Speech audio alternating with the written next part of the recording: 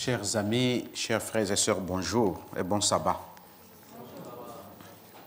Avant de passer au partage de la parole, je voudrais simplement vous dire que le temps dans lequel nous vivons nécessite que non seulement nous prions, mais nous agissions en conséquence.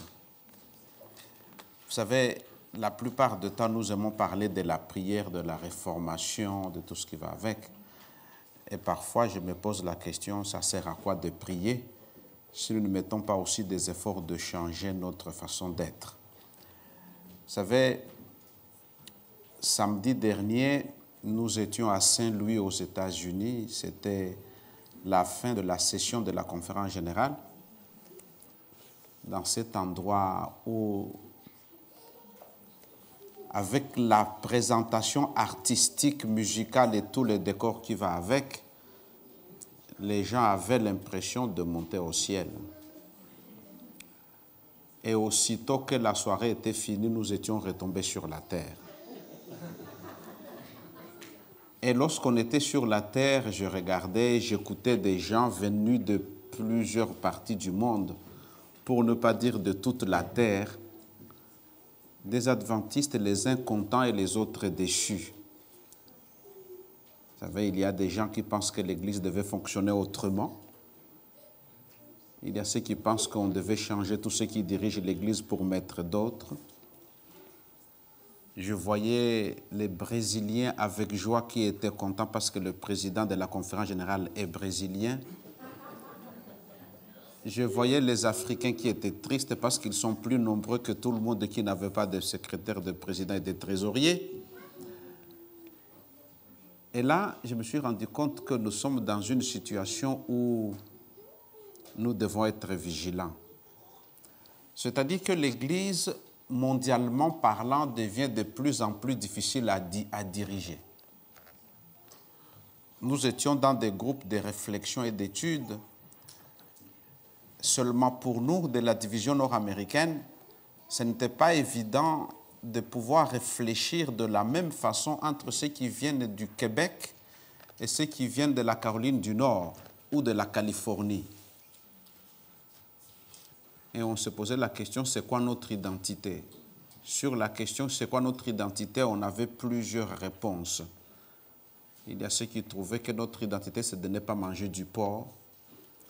Les autres trouvaient que notre identité, c'est d'être habillé le jour du sabbat convenablement. Et les autres disaient que c'est étudier la Bible. Or, les rapports que nous avons reçus nous ont montré très clairement dans des études scientifiquement faites que les adventistes aujourd'hui étudient moins la Bible. Nous sommes passés des chiffres qui étaient élevés à moins de 30% des gens qui lisent la Bible chez les adventistes. Ce qui est gravement moindre par rapport à ce que nous espérons.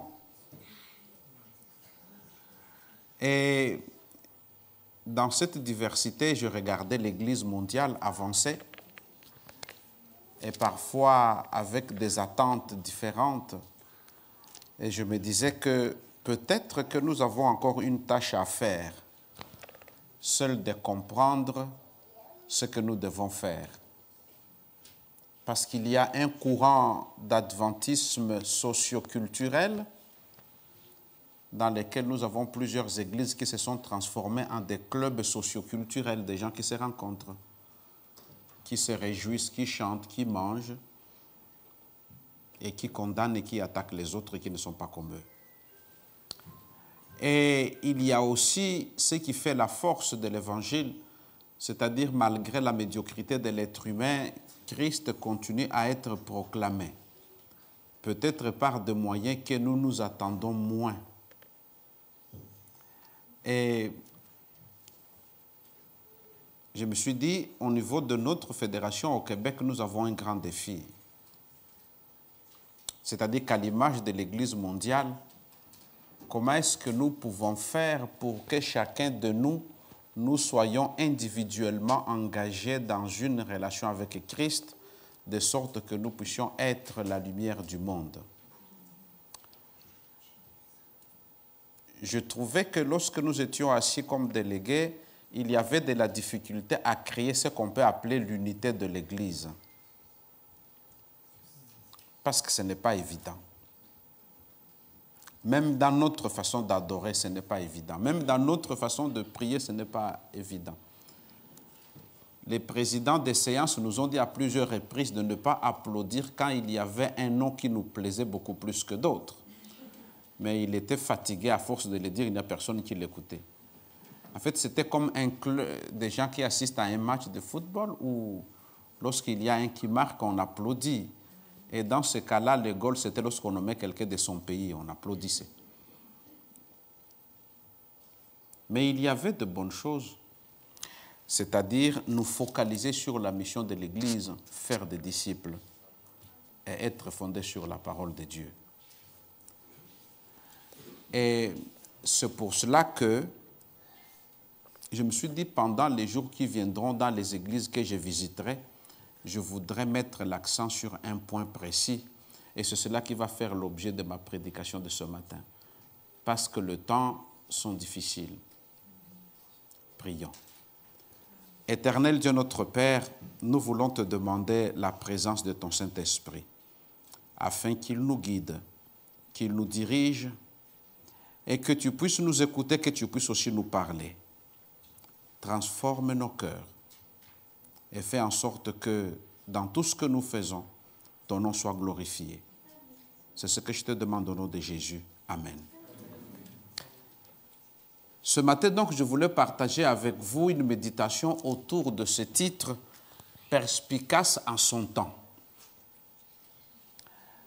Lorsque nous parlons de la perspicacité dans le temps dans lequel nous vivons, cela signifie tout simplement que nous devons être adéquats par rapport aux événements et aux circonstances dans lesquelles nous sommes. Pour ceux qui ne le savent pas encore, il est inadéquat dans un pays ou dans une région comme le Québec, et surtout lorsqu'on va vers le nord, au mois de février, de s'habiller en t-shirt lorsqu'il fait froid dehors. C'est un grand risque que l'on court et on peut en tomber malade. Et la perspicacité dans ce cas-là consiste à ce que vous soyez habillé, vous soyez dans une voiture et que vous puissiez vous comporter en conséquence. Vous ne pouvez pas vous permettre de rouler dans votre voiture en ayant des pneus d'été alors que vous êtes au mois de février à Chicoutimi. Ça ne marchera pas. C'est-à-dire, il y aurait une sorte de dysfonctionnement qui, voyant la réalité à l'extérieur, le verglas et tout ce qui va avec, mais vous vous entêtez à vous comporter à l'opposé des circonstances dans lesquelles vous êtes. Et cela est semblable à ce manque d'intelligence et de sagesse qui consiste à dire « je vois les choses, mais je n'en tiens pas compte et je vais vivre à mon rythme. Je vois les lois de la nature, mais je vais me comporter autrement. » C'est un risque que l'on ne peut pas se permettre de prendre. Or, lorsque nous allons dans la vie de tous les jours en tant que chrétiens, nous avons cette inadéquation de pouvoir enregistrer intellectuellement beaucoup d'informations et d'avoir un comportement qui va à l'encontre de ce que nous avons vu. Les grands esprits ont dit que c'est un manque d'intelligence de vouloir changer, de se comporter de la même façon en espérant obtenir le changement.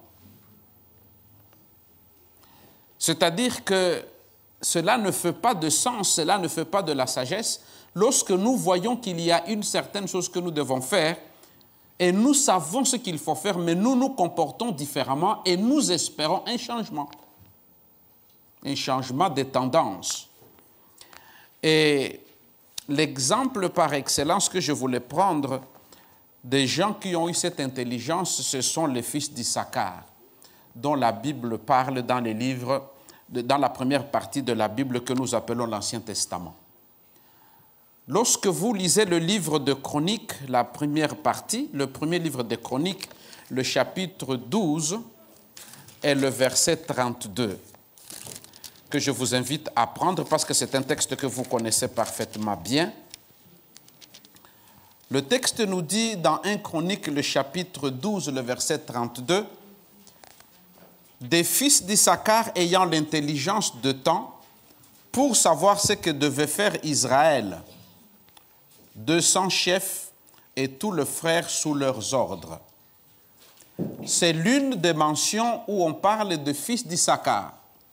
Pour vous mettre dans le contexte, nous sommes dans une situation politiquement instable à l'époque du roi David, avant qu'il ne devienne roi.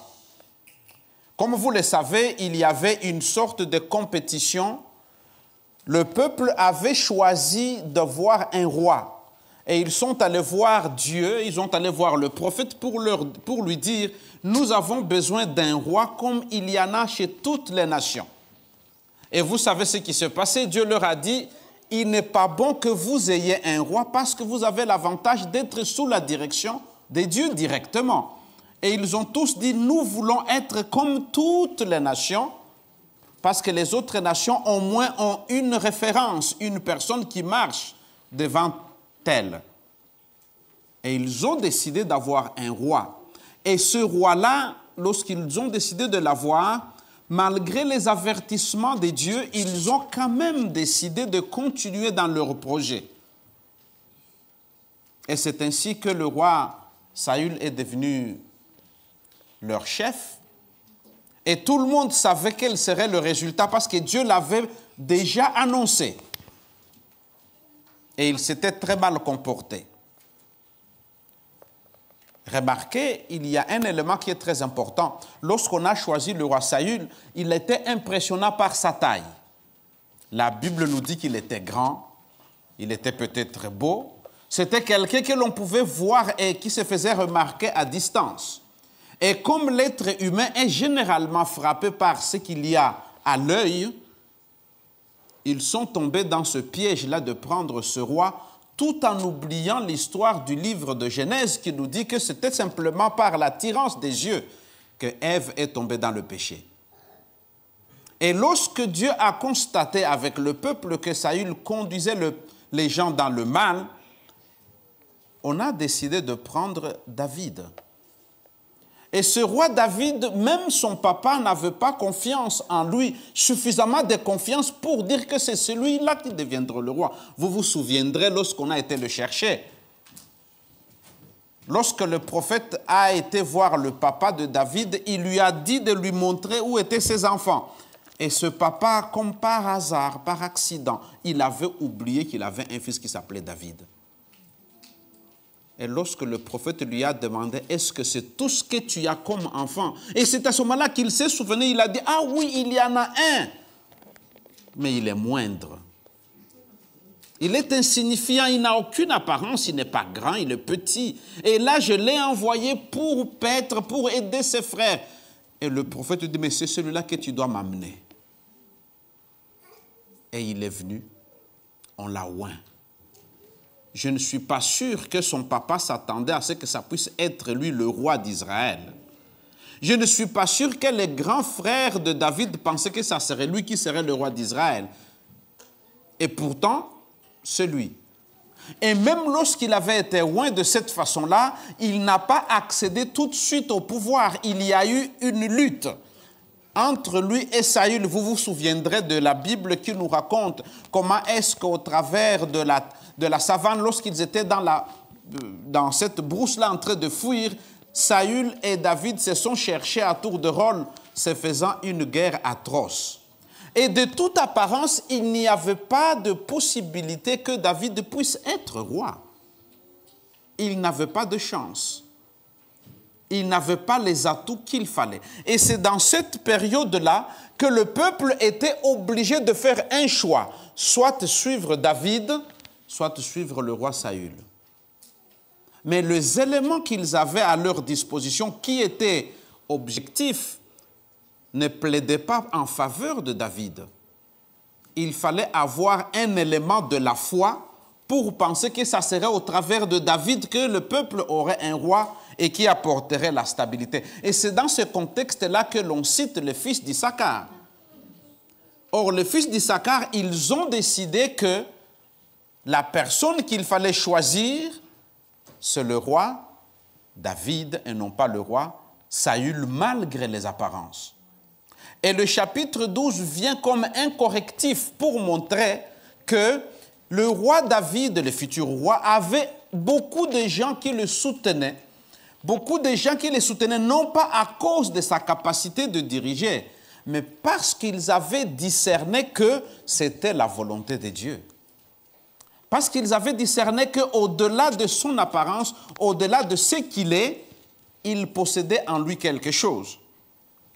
La Bible nous enseigne aussi que Issachar, c'était un nom très important, parce que les gens qui étaient de la descendance d'Issachar parmi les enfants d'Israël, vous comprendrez que Issachar, c'était le 9e fils de Jacob, dont le livre de Genèse, le chapitre 30, 16 et 17 et 18 nous parlent. Vous savez que dans ce monde-là, à l'époque où on avait la possibilité d'avoir plusieurs épouses, Jacob n'ayant pas la lucidité divine, il s'est permis d'avoir plusieurs femmes, vous connaissez bien l'histoire. De sorte que ces femmes sont entrées dans une compétition pour se faire aimer. Et la seule façon à l'époque de se faire aimer, c'était de faire des enfants. Et c'est pour cela qu'il s'est retrouvé avec une famille nombreuse. Et l'un de ces enfants-là s'est appelé Issachar. Et Léa l'a appelé de ce nom-là pour dire « c'est ici le salaire que l'Éternel me donne ». C'est-à-dire, à force de me battre, j'ai obtenu un salaire, j'ai obtenu une récompense. Donc Issachar, c'était un nom significatif parce que par Issachar, on montrait que c'est à force de travail, c'est à force de ce que l'on fait qu'on peut obtenir un résultat. Mais ce qui m'importe ce matin, c'est ce qui est dit. Les fils d'Issachar avaient l'intelligence de temps pour savoir ce que devait faire Israël. 3 éléments s'en dégagent. D'abord, avoir l'intelligence. Ici, il n'est pas question d'avoir l'intelligence d'accumuler des points à l'école. Il ne s'agit pas d'avoir des diplômes pour démontrer qu'on a eu quelque chose. L'intelligence ici est à prendre dans le sens la capacité de saisir dans quelle situation on vit. L'intelligence ici veut dire la capacité de s'adapter à de nouvelles situations. Comme vous le savez bien, le monde change tellement que la seule façon de survivre pour l'avenir, ce n'est pas de s'accrocher à ce que l'on a, mais c'est d'avoir la capacité de s'adapter aux changements qui viennent régulièrement. Ceux qui ont changé de pays l'ont compris. Lorsque vous quittez votre pays et que vous vous retrouvez dans un autre pays et vous voulez garder la même façon de vivre que votre pays d'origine, vous ne survivrez pas. Vous devez vous ajuster. C'est ce qu'on appelle l'intelligence. Lorsque vous êtes dans un match de foot ou d'autres choses, que vous vous rendez compte que vous avez un ennemi gigantesque, la réussite ne se trouve pas dans la force, mais plutôt dans la capacité de pouvoir ajuster votre façon de jouer pour que vous puissiez trouver la stratégie pour appréhender votre ennemi. L'intelligence. Les fils d'Issachar avaient la capacité d'avoir cette intelligence de comprendre. Or, la compréhension de ce temps-là veut tout simplement dire, c'est tenir en considération les tendances, les événements dans lesquels on est, pour avoir un discernement judicieux. Et là-dessus, je voudrais vous dire que nous sommes très spécialisés en tant que peuple adventiste pour analyser la petite corne. Nous sommes très spécialisés pour analyser ce qui se passe ailleurs. Nous sommes très capables de pouvoir comprendre que nous avons les signes de temps qui sont devant nous. Mais sommes-nous assez intelligents pour que nous comprenions que ces signes ne sont que des signes? Mais l'ajustement doit se faire à l'intérieur de nous. Et non pas l'ajustement de ce que nous voyons comme signes. Parce que les signes sont neutres, ils ne changeront pas. Mais ce qui change, c'est ce qui se passe à l'intérieur de notre vie. Et eux, ils avaient cette intelligence-là. Et le texte nous dit, le deuxième élément, ils avaient l'intelligence de temps. C'est-à-dire, ils savaient en quel temps ils vivaient. Le livre de Matthieu, le chapitre 24, nous donne en détail dans le discours de Jésus ce que nous pouvions prendre comme note en ce qui concerne le temps. Lorsque vous lisez l'évangile de Matthieu, Jésus-Christ donne un discours extraordinaire dans lequel il retrace tout ce qui va arriver. Et nous avons en plus de cela le livre de Daniel et le livre de l'Apocalypse, qui eux aussi complètent notre tableau pour que nous comprenions en quel temps nous vivons. Mais lorsque nous parlons du temps, il y a deux façons de le comprendre. Soit nous le comprenons dans le sens chronologique. Les premiers adventistes qui nous ont précédés sont tombés dans le piège de considérer le temps simplement dans le sens chronologique. Les livres de Daniel, lorsque nous les lisons, nous sommes dans le temps chronologique. Les 2300 soirs et matins, nous sommes dans le temps chronologique. Mais dans le texte biblique, le mot temps peut aussi signifier pas le temps chronologique, mais le temps où les choses coïncident pour qu'un événement puisse arriver. Le kairos. C'est-à-dire que ce qui fait l'importance du temps, ce n'est pas tout simplement la chronologie des choses, mais c'est ce que nous faisons de toutes les rencontres que nous avons.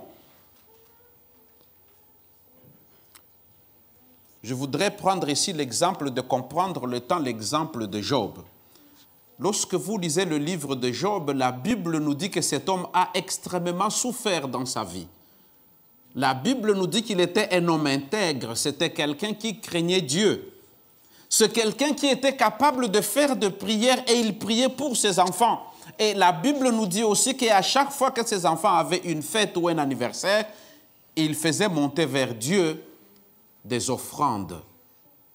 Mais jusque-là, le Job qui était un homme pieux n'avait pas compris encore qui était Dieu parce qu'il était tout simplement dans le temps chronologique. Jusqu'à ce que lorsque vous arrivez à la fin de ce livre-là, il va dire « Mon oreille avait entendu parler de toi, mais maintenant mon œil t'a vu. » Parce qu'à ce moment-là, il venait d'expérimenter qu'est-ce que ça veut dire être dans la présence de Dieu. Parce qu'il a compris que le temps, ce n'est pas simplement la chronologie des événements, mais c'est ce que nous faisons de ces événements-là dans notre vie personnelle. Et Job a compris qu'il était petit et que Dieu était infiniment grand. Job a compris que ce n'était pas parce qu'il était bon, ce n'était pas parce qu'il était intègre. Vous allez même constater que lorsque Job parle avec Dieu au début, il est en train de clamer son innocence. Il est en train de dire, mais Dieu, qu'est-ce que j'ai mal fait? Parce que j'ai toujours été fidèle dans tout ce que j'ai fait. Job était semblable à cette personne-là qui entrait dans le temple en disant, Seigneur, je te remercie du fait que je ne suis pas comme le reste des hommes. Mais au fur et à mesure qu'il dialoguait avec Dieu, au fur et à mesure qu'il entrait dans le contact avec Dieu, il avait compris que Dieu était infiniment grand et qu'il était petit. L'intelligence du temps, c'est aussi la capacité de savoir que nous pouvons être dans la rencontre de Dieu. Et pour le rendre beaucoup plus concret et pratique, comprendre le temps, c'est ce qui fait que pour ceux qui sont mariés, vous vous êtes mariés peut-être à des gens que vous avez vus depuis votre jeunesse, depuis votre enfance, et que vous les trouviez comme des personnes singulières, jusqu'au jour où ces gens-là sont devenus des gens spéciaux. Et des gens que vous trouviez comme ordinaires sont devenus du jour au lendemain des anges descendus directement du ciel. Parce que les circonstances ont changé. Les fils d'Issachar avaient compris le temps. Et le troisième élément qui est très important sur lequel je voudrais m'attarder, lorsqu'ils ont eu cette intelligence et ils ont aussi compris la convergence des choses, la Bible nous dit qu'ils devaient savoir ce qu'Israël devait faire. Savoir ce qu'Israël devait faire. Lorsque nous connaissons Dieu, nous ne le gardons pas tout simplement pour une curiosité intellectuelle. mais nous le prenons pour une puissance transformatrice de notre cœur, de notre corps, de notre vie, de notre être. C'est-à-dire que lorsque nous regardons les choses de ce monde et que nous regardons comment les choses avancent, nous ne devenons pas tout simplement des consommateurs des informations.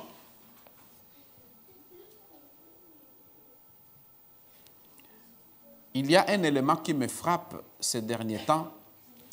Nous devenons de plus en plus des chrétiens qui sommes comme des caisses de résonance pour constater les choses. Mais nous n'en prenons pas suffisamment compte pour que ces événements-là nous conduisent vers celui qui va nous transformer, afin que nous soyons prêts pour le retour de Jésus. Et c'est cela qu'il y avait chez les enfants d'Issachar, parce que la Bible nous dit qu'ils étaient tellement intelligents que les 200 chefs, les 200 militaires se sont engagés du côté de David. Non pas seulement ils ont compris que David devait être roi, mais ils se sont activement engagés pour soutenir David afin qu'il devienne réellement roi. Ils ne sont pas restés simplement au stade de la compréhension des choses, mais ils sont passés à l'étape d'être actifs, de sorte que le roi David devienne réellement roi. J'allais presque le dire au risque de vous choquer. Ils ne sont pas tout simplement restés à genoux pour que David devienne roi. Ils sont allés se battre pour que David devienne réellement roi. Et c'est cela la perspicacité du temps dans lequel nous sommes. En lisant le texte qui nous a été lu, celui de Jacques chapitre 4, je ne sais pas si vous souvenez de ce texte-là qui nous a été projeté. Je ne sais pas si on peut nous le remettre à l'écran, si c'est possible. Jacques,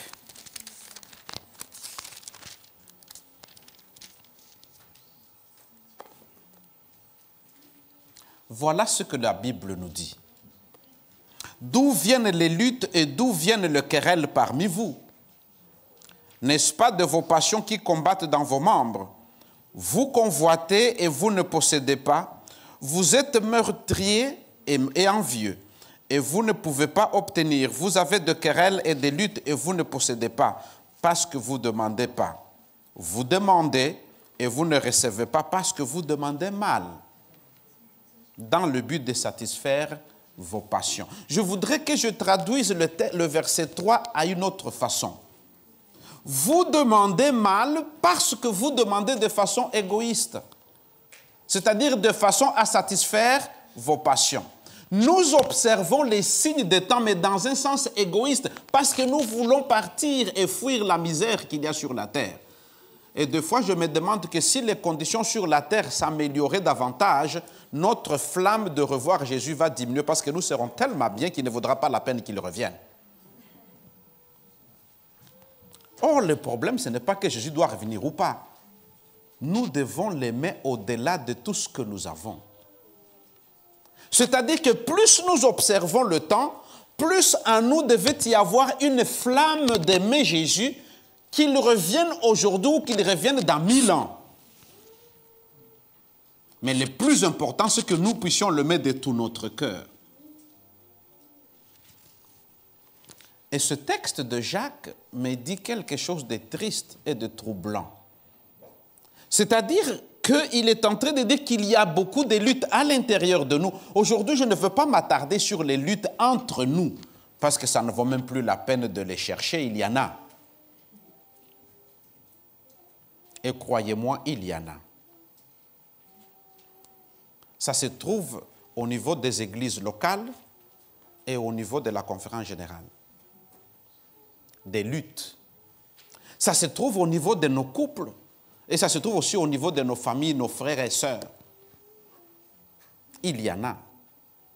Et ces luttes-là, parfois, nous essayons de les cacher de façon hypocrite et de façon très sage, mais nous le ressentons toujours, ces luttes-là, parce qu'elles sont inscrites en nous.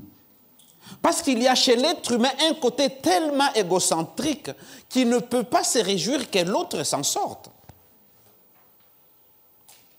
Ceux qui ont connu l'esclavage savent que ça existe. Ceux qui ont connu la colonisation savent que ça existe. Ceux qui ont connu l'exploitation de l'être humain par l'autre, ils savent que ça existe. L'être humain est dangereusement mauvais pour l'être humain. Et ça, nous le savons. Et je n'ai même plus de surprise lorsque j'apprends que les gens se détestent. Parce que j'allais presque dire c'est normal pour les êtres humains de se détester. Nous sommes tellement égocentriques que ça devient compliqué. C'est pour cela que je ne veux pas m'attarder là-dessus. Mais je voudrais m'attarder sur nous individuellement. Parce que là, il dit, n'est-ce pas de passions qui combattent dans vos membres? Et la Bible l'a dit. Lorsque vous lisez Matthieu chapitre 24 et d'autres versets, d'ailleurs, il est très important de considérer que lorsque Jésus parle, il parle des signes qui sont extérieurs et il parle aussi des signes qui sont à l'intérieur de nous. Il va dire, par exemple, je cite, « La foi de plusieurs se refroidira. » Lorsque vous lisez l'apôtre Paul, quand il décrit ce qui se passera à la fin, il va parler des choses qui sont terribles, ce qui va se passer à la fin de temps. Mais le plus important, c'est qu'il montre que l'être humain va être de plus en plus égoïste. C'est un signe. C'est quelque chose que nous observons. Malheureusement, nous ne l'observons pas suffisamment pour savoir comment nous devons nous comporter avec cela. Et je me suis rendu compte que de plus en plus, quand je deviens riche, comparé à ce que j'ai fui, je fais beaucoup plus attention à moi qu'aux autres. Lorsque je suis parti de mon Congo natal, j'avais une valise. Une valise pour moi, ma femme et mon fils. Une valise. Et ça pesait 23 kilos. Quand je suis parti de Belgique à Québec, j'avais un conteneur de 40 pieds. Et j'ai laissé une partie en Belgique parce qu'il n'y avait pas de place. Et la fédération ne payait pas plus qu'un conteneur. Nous avions passé des nuits et des nuits à voir qu'est-ce que nous allions laisser. Comme si au Canada, les gens souffraient dans une misère extraordinaire. Fallait-il prendre tel lit, tel matelas, tel livre, telle lampe pour le bureau? Nous étions tellement préoccupés par l'intérieur de nous-mêmes que nous avions passé des nuits blanches à faire le tri des choses. Aussitôt arrivé, aussitôt on s'était rendu compte qu'en Belgique c'était mieux. Mais je me suis rendu compte avec le temps que le problème, ce n'était pas que le Canada n'était pas bien, c'est que nous étions concentrés sur nous-mêmes.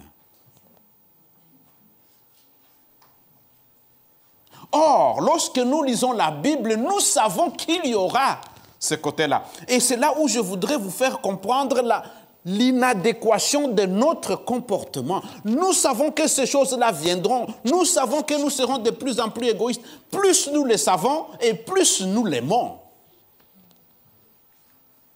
Et nous voilà misérables spirituellement parlant. Parce que nous avons accumulé beaucoup de connaissances et nous avons un comportement qui va à l'encontre de toutes les connaissances que nous avons. Et nous vivions comme si nous étions en train de demander à Christ de retarder son retour pour que nous puissions encore nous réjouir. Parce que quelque part, ce n'est pas faux de dire, mais on ne va pas investir tout ce temps-là et que Jésus revienne demain, que tout cela tombe en vain. Nous n'avons pas immigré pour que Jésus revienne demain alors qu'on n'a même pas encore fini d'acheter notre maison. Les enfants ne sont pas encore mariés. Il faut qu'il nous donne un peu de temps pour nous réjouir. Et de là, nous entrons dans un comportement inadéquat parce que nous avons une idée de ce que nous attendons, mais nous n'avons pas l'intelligence du temps pour que nous ayons un comportement qui va avec ce que nous croyons.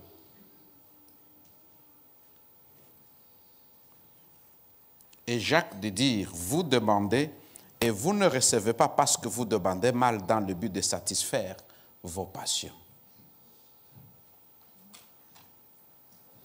Et de là, je m'en vais dire que si nous avions l'intelligence du temps, et si nous savions dans quel temps nous vivons, notre premier effort ne devrait même pas être de savoir qui est bien habillé, qui est un bon adventiste. Ça devrait être de savoir où est-ce que nous en sommes dans notre relation avec Christ. Plus je regarde ce que je suis, moins j'apprécie ma personnalité et plus je contemple Christ qui est devant moi. Mais lorsque je regarde les autres, je me sens meilleur. Et plus je me sens meilleur face aux autres, plus je deviens médiocre devant Christ. Et c'est un signe des temps. Parce que l'apôtre Paul l'a dit, ils auront l'apparence de la piété, mais ils vont ignorer ce qui fait la force. Et parfois, l'apôtre Paul est cruel dans ses écrits. Il dit, ils auront l'apparence de la piété. En fait, c'est comme si l'apôtre Paul était en train de citer Jésus qui disait, vous êtes comme des tombeaux blanchis, comme des vipères.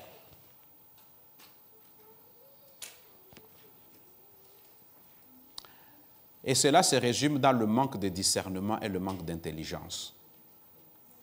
Pas que je vous dise que vous n'êtes pas intelligent. Loin de moi l'idée de vous insulter à ce point-là. Je sais que nous sommes très intelligents. Le problème, c'est que nous ne faisons pas l'adéquation entre l'intelligence que nous avons et ce que nous vivons.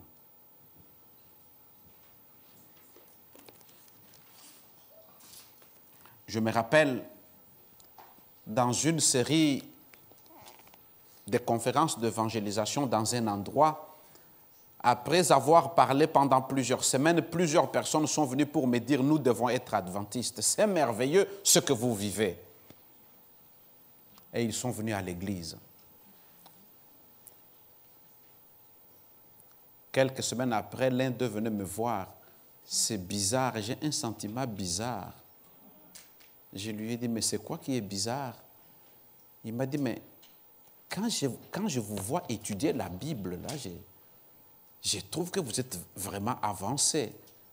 Mais en même temps, je trouve que même l'école du sabbat devient un objet de chute parce qu'il y a des questions tendancieuses qui sont posées par le membre pour piéger l'animateur, pour voir s'il a une connaissance correcte. » Et je lui dis, mais ça veut dire quoi ça? Il dit, mais est-ce que tu as compris que l'autre frère est contre l'autre frère? Celui-là, il est contre celui-là. Je dis, ben, comment tu as su ça? Il dit, mais dans la formulation de ces questions, j'ai compris qu'il en voulait à l'autre. Parce que même dans les questions à l'école du sabbat, il y avait de la méchanceté. Et pourtant, nous savons dans quel temps nous sommes.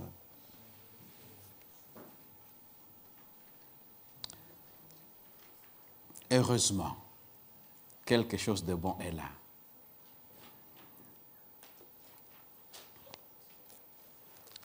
La Bible nous apprend quelque chose de bon. Et je voudrais que nous puissions dire gloire à Dieu pour cela. Parce que la Bible nous dit que même lorsque nos péchés seront rouges, il va les transformer et il va les changer. Pour que nous soyons guéris complètement. Même lorsque nous serons méchants, beaucoup plus que Judas Iscariote, il sera capable de nous transformer pour que nous devenions des êtres humains bons. En fait, si nous sommes encore là, si nous sommes encore en train de prêcher, c'est parce que nous croyons que Dieu est capable de nous transformer pour que nous devenions purs. Et pour cela, notre vie devrait être tout simplement celle qui rend gloire à l'Éternel tous les jours. Et je terminerai avec cette histoire de cette personne qui rendait toujours gloire à Dieu, de sorte qu'il devenait gênant, une histoire que j'ai racontée plusieurs fois. C'était une dame qui avait l'habitude de dire pour chaque chose dans sa vie gloire à Dieu. Pour n'importe quoi qu'on lui donnait, il disait toujours gloire à Dieu. De sorte que son église commençait à être dérangée parce qu'à chaque fois, il disait gloire à Dieu.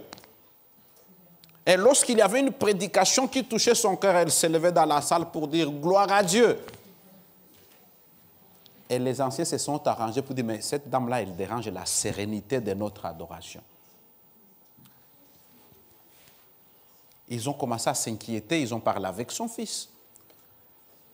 Et un jour, cette dame était à l'hôpital, dans le cabinet de son médecin, et elle attendait son tour. Et en attendant son tour, elle a pris un journal et elle lisait le journal. Et dans ce journal, elle a appris qu'il y avait un océan le plus profond. Et puis de là, elle a dit « Gloire à Dieu !» Et puis tout le monde s'est dit « Mais comment ça dit ? Nous sommes dans une salle d'attente chez le médecin. Pourquoi est-ce qu'il dit gloire à Dieu? Son fils s'approche, il dit, mais maman, qu'est-ce qui se passe? Il dit, mais tu sais, je viens de lire qu'il y a un océan le plus profond. Or, la Bible nous dit qu'il va placer mes péchés au plus profond de la mer. Mais gloire à Dieu! Mais le fils avait honte. Il a dit, mais maman, tu sais, ce n'est pas les lieux appropriés là. Et comme l'hiver arrivait, les anciens ont décidé qu'il fallait corrompre cette maman pour qu'elle ne puisse plus dire gloire à Dieu. Ils sont allés lui dire, écoute, notre chère sœur, nous t'aimons beaucoup. Est-ce que désormais tu peux te taire, tu ne peux plus dire gloire à Dieu? Et nous allons t'acheter une bonne couverture. On va mettre des choses comme il faut dans ta chambre, tu auras de bonnes couvertures. Il a dit, ok, d'accord, je vais faire des efforts.